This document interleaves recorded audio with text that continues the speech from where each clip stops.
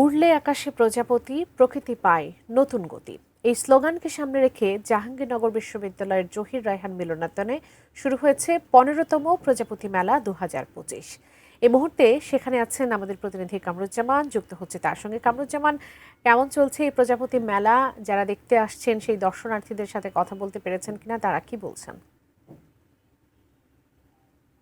আমি এই মুহূর্তে রয়েছি একদম জাহাঙ্গীরনগর বিশ্ববিদ্যালয়ের যে ঠিক জহির রায়হান মিলনায়তনের সামনেই কিন্তু যে প্রজাপতি মেলা, উড়লে আকাশে প্রজাপতি, প্রকৃতি পায় নতুন গতি, এই স্লোগানকে সামনে রেখেই কিন্তু আজকে দিন ব্যাপী কিন্তু শুরু হয়েছে এই প্রজাপতি মেলা। আপনি দেখতেই পাচ্ছেন যে এই যে স্টলে স্টলে কিন্তু লোকারণ্য।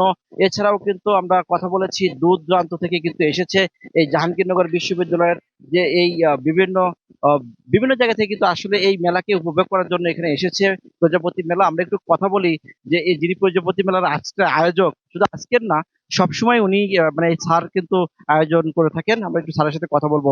সংক্ষেপে স্যার যদি বলতেন আসলে কততম এবং আজকে কি আয়োজন ছিল। আমাদের প্রজাপতি মেলা আজকে ১৫তম আয়োজন করতে যাচ্ছে আমরা ১৫টি বছর।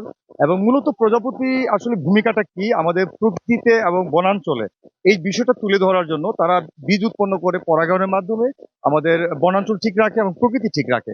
তা আমরা চাই আজকের এই গণসচেতনতা অনুষ্ঠানে সবাইকে দাওয়াত দিয়েছি যে আপনারা আসুন, প্রজাপতির কাছ থেকে দেখুন, একে চিনুন এবং এই সংরক্ষণের জন্য এগিয়ে আসুন।